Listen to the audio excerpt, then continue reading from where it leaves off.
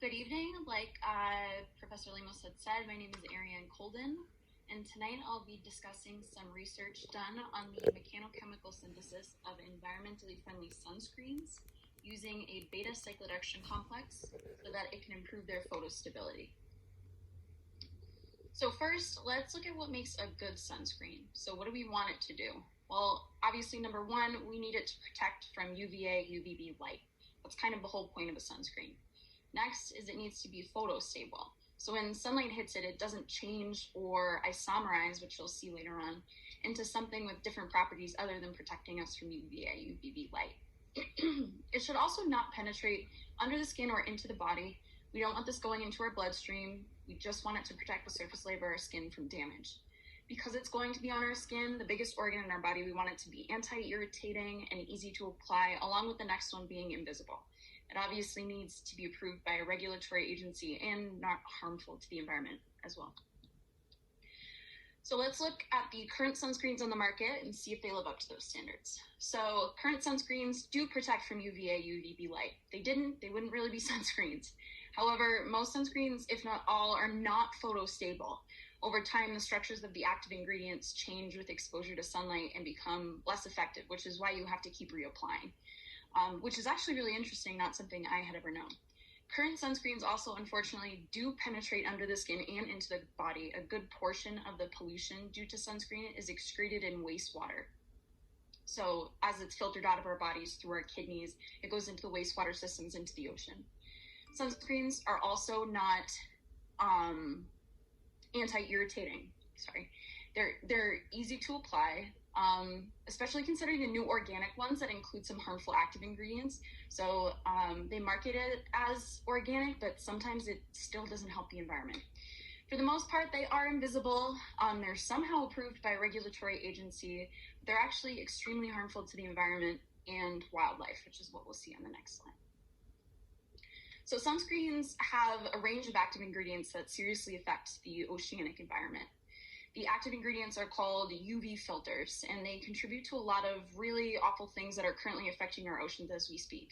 Coral bleaching, which I'm sure some of you have heard of, and I'd gladly talk about later during questions if you want us to know more about it, as well as depression and deformation of the coral reproductive systems and larvae, as well as it seriously harming the fish and mollusks that also inhabit those areas. So as you can see here, I have a few before and after pictures of what sunscreens as well as climate change have already done to the coral reefs in many areas of our world. So I believe the top left one is a coral reef, the barrier reef. A lot of these are the barrier reef.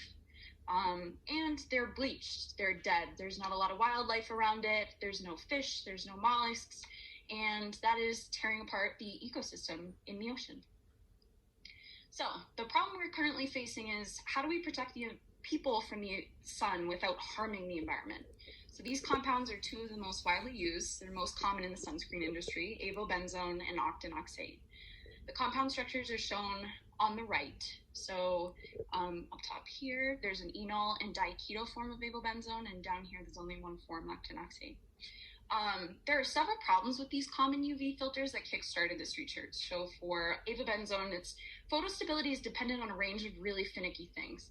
It's actually a physical mixture of two isomers, like I said, and so when it's irradiated, it transforms into one specific form, the diketo form, and that only really absorbs in the UVC range, so it's not exactly very helpful.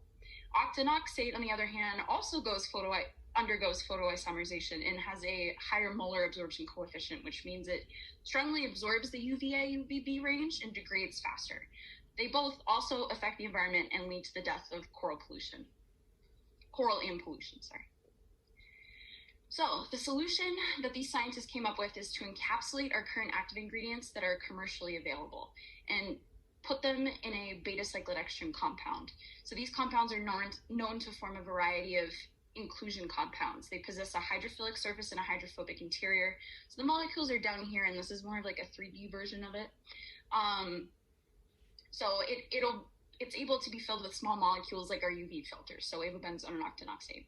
They're both very inexpensive and unharmful to the environment, beta cycloadextrin complexes, just to be specific, as well as they prevent the permeation of the UV filters into the body, and they're relatively photostable and maintain a constant protection factor. So essentially, these are perfect. So the research plan. First, we're going to synthesize our cyclodextrin inclusion complexes. Second, we're going to characterize them using a variety of instrumentation. And then lastly, analyze their photostability. So for the synthesis, first we want to synthesize the inclusion complex using a ball milling and a slurry process. So basically just go over what ball milling is. It's basically a means to use to synthesize our inclusion compounds as well. We also use slurry experiments for other methods of instrumentation. So ball milling is essentially you have these two reactants right here, and you have a mill, and you have these heavy either plastic or metal balls, and you roll them around with a little bit of water used as a catalyst, and it creates this inclusion compound and is able to actually put the UV filters within the beta-cyclodextrin complex. Slurries were also created though because octinoxate is in a liquid state and it can't be in a solid state using a ball mill in this specific experiment. So just to clarify, a slurry is just basically suspending the reactants in liquid, adding water as a catalyst, and stirring. So it's just another form of that. Very easy to do, very inexpensive, follows green chemistry. So secondly, we have to fully characterize and compare our original reagents and our newly synthesized compounds. So the main instrumentation I'm going to be talking about today is X-ray powder diffraction, thermogravimetric analysis, FTIR, Fourier transform infrared, and Raman spectroscopy. Nuclear magnetic resonance is useful, but a lot of these are just used to almost like overly confirm the data. So I'm just going to go over these four. So XRPD analysis, or X-ray powder diffraction, is meant to give you information about the crystal structure of a compound. So peak positions are used to calculate unit cell lattice parameters. Peak widths and shapes are generally used to calculate crystallite size and microstrain. Peak intensities, which is like how tall they are pretty much, are used to calculate the weight fraction of each phase in a mixture. Just to go over what these mean down here, these variables.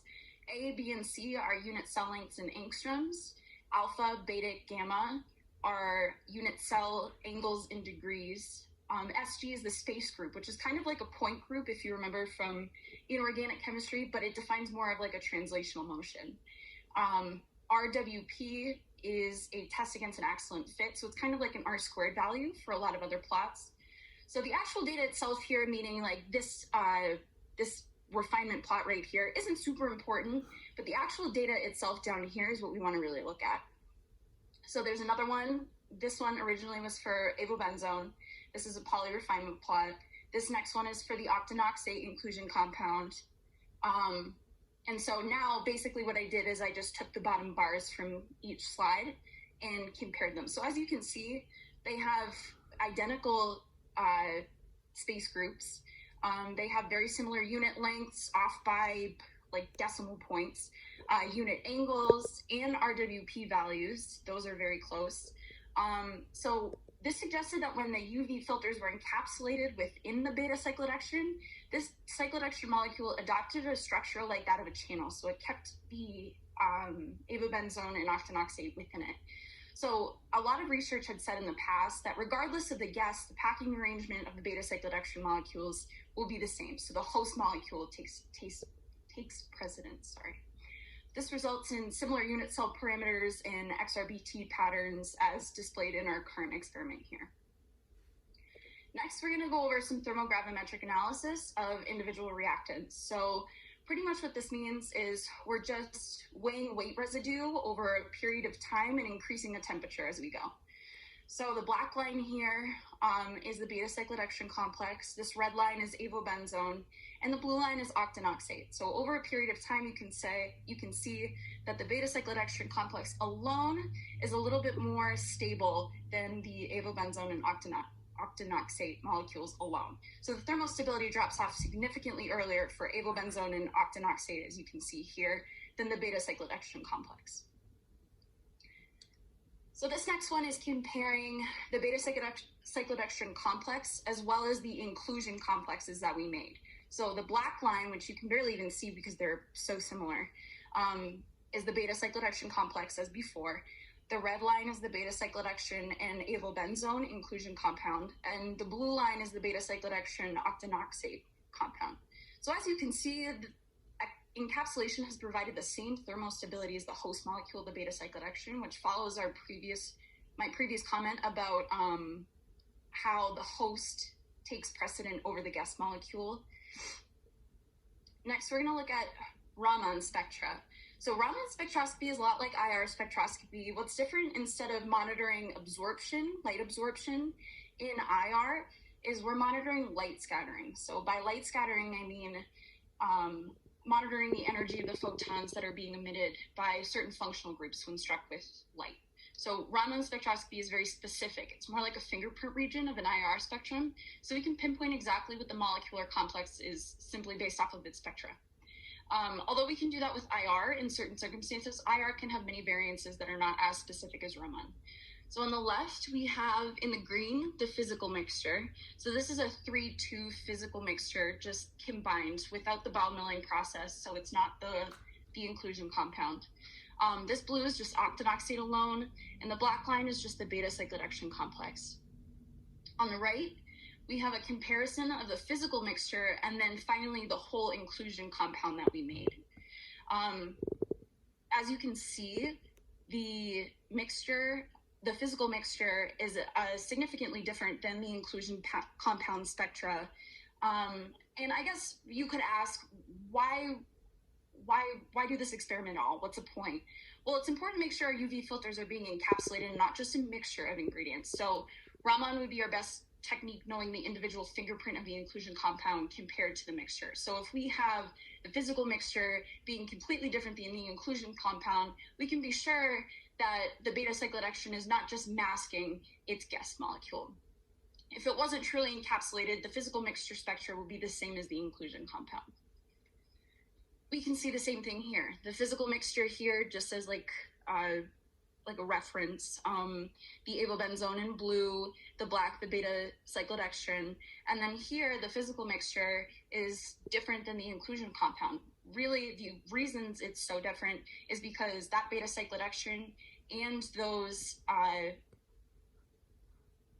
UV filters are actually interacting and scattering light in a different way than a physical mixture would.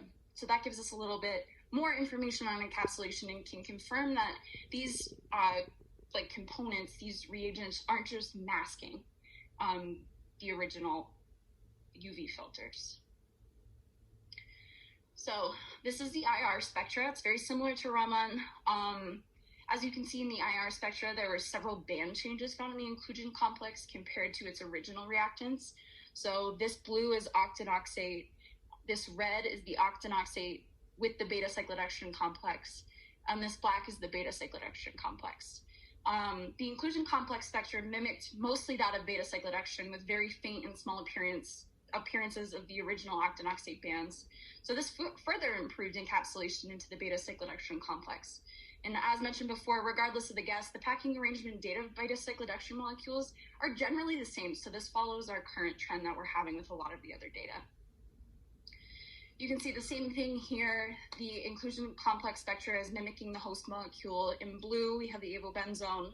The red is the avobenzone and beta cyclodextrin complex. And the black is just the beta cyclodextrin. It has very faint traces of the original avobenzone bands, and it's mainly mimicking the host molecule, which further proves encapsulation.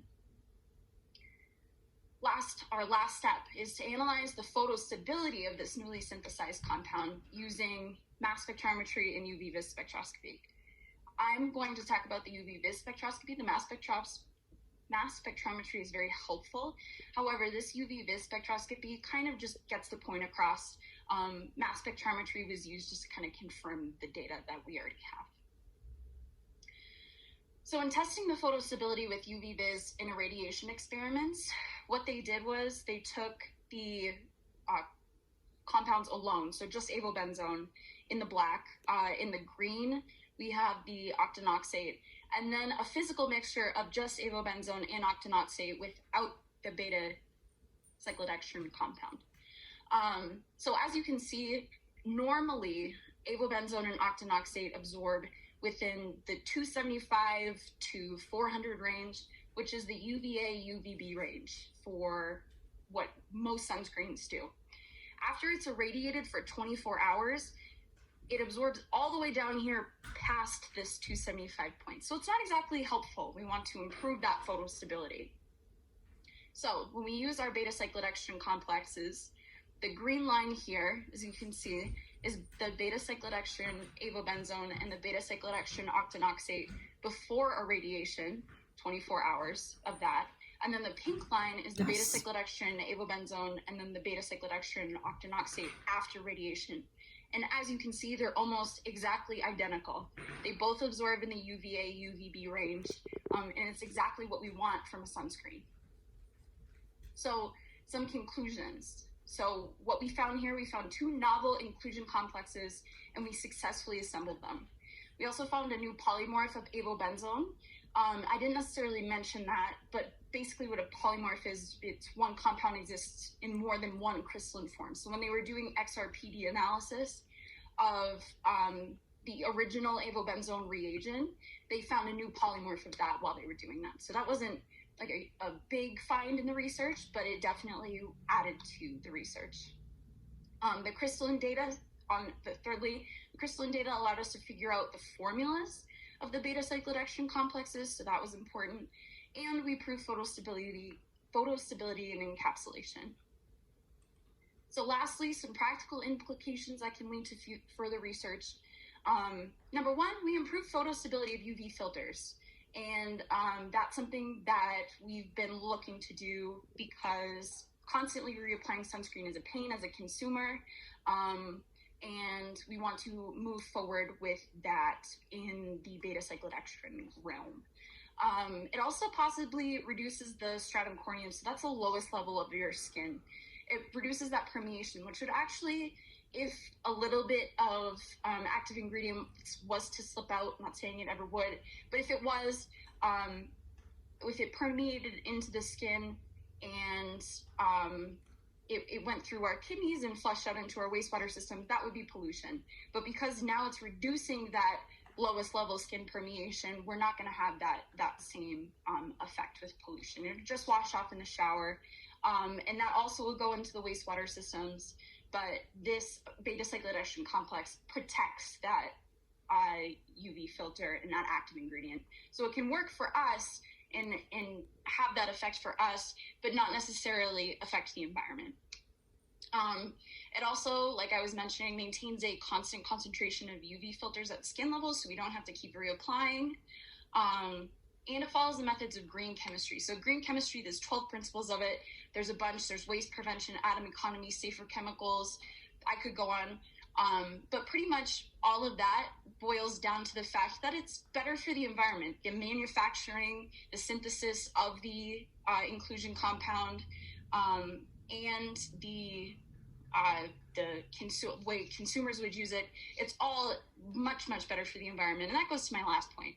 So it just basically, this beta-cyclodextrin complex encapsulates environmentally friendly, unfriendly active ingredients, and then reduces those harmful effects. So lastly, thank you to Professor Lemos in the senior seminar class, as well as the St. Michael's Chemistry Department for teaching me all these things so I can talk about them, and my family and friends who've had to listen for the last 4 years, either me complain or explain things that they have no idea what I'm talking about. And then those are my citations, so I can take questions.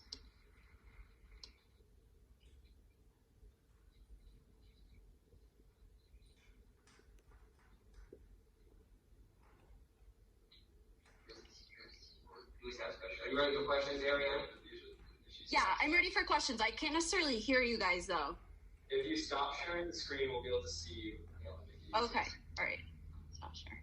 Okay. Can you see me now? Yes. Okay. I guess I have one, Eireann. Good to see you. Good to see you too.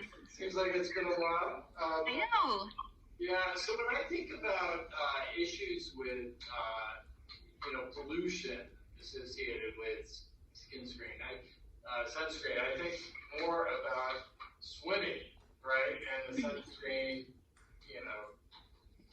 dissolving in the water and thereby getting or being washed off in the shower or that type of thing. So, and that was something you didn't mention at all. I was just curious if you've run across any, studies associated with that.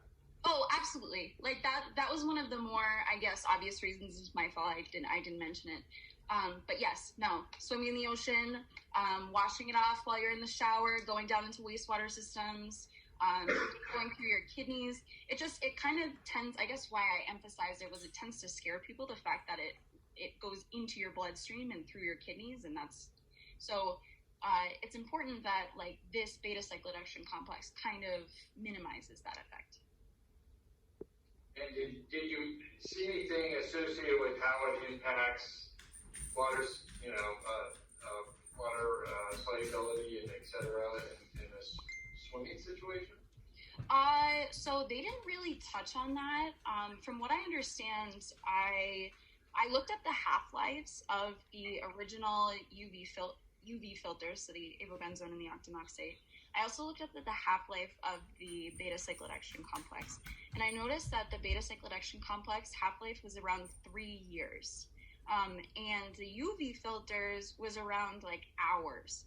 So that would degrade much quicker than the beta cyclodextrin complex was.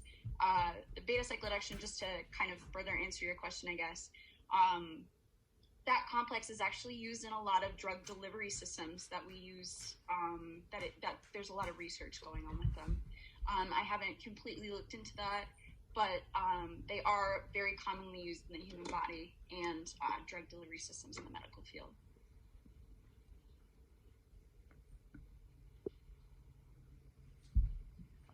Eireann, I had a question about, you mentioned like its effects on environmental degradation. Mm-hmm. Obviously, like climate change is a big contributing factor to that. Mm-hmm. But did you find anything in your research about what part of the structures of either avobenzene or oxynovate or that's okay. Either of those two compounds that directly affected like the coral polyps, or you mentioned mollusks, or so pretty much it's more about the structure of the coral rather than the actual compounds, I guess. So within a like a coral reef, it's a symbiotic system of a lot of many things. They have this thing in them called zooanthellae, and it's this, I want to say bacteria, but I'm not entirely sure what you would call it. It's just it's part of the symbiotic relationship that keeps coral alive. And these active ingredients actually inhibit that and kill them off. So it has, I don't know specifically what part of the structure, but some part of them kills the symbiotic relationship, and that's why the coral end up dying. Oh, okay, cool. Thank you. Yeah. Eireann, any sense of how this might change the cost structure of sunblock? Yes. So actually, that's a really good question. I keep saying this, beta cyclodextrin complexes, but I actually looked into the cost of beta cyclodextrin complexes, or just beta cyclodextrin in general. I went on to SciFinder and looked at where you could purchase it, and you can actually purchase like 500 grams of this for like maybe $40-$50. So it's relatively inexpensive compared to a lot of others. I don't know how it would directly impact. I feel like if this just came out, there would be one sunscreen company that would market it as better for the environment and probably upcharge. But I think overall, it's a very good, like, cheap way to prevent environmental issues. If that answers your question. Yep. Okay. Probably also if you're ordering it at mass, like probably not going to be paying as much. Yeah. It's super cheap. Eireann, I have a question. Yeah. You talked a lot about like the oceans and how it's impacting that water system. Mm-hmm. Was there any information on fresh waters, like rivers or lakes, if there was any difference there? Because people do obviously swim in rivers and lakes. Absolutely. No, that's a great question. Honestly, so most of the article focused heavily on the oceanic environment, and not so much on freshwater systems. But again, it would have that same effect. It did say in the article that it does have some issues and it can hinder like reproductive systems in like fish and mollusks and stuff. So I'm not exactly sure how that works. But it does really, it really does affect all systems, like water systems.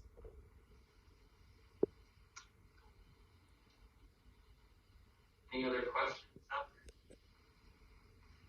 there? All right, let's thank the audience.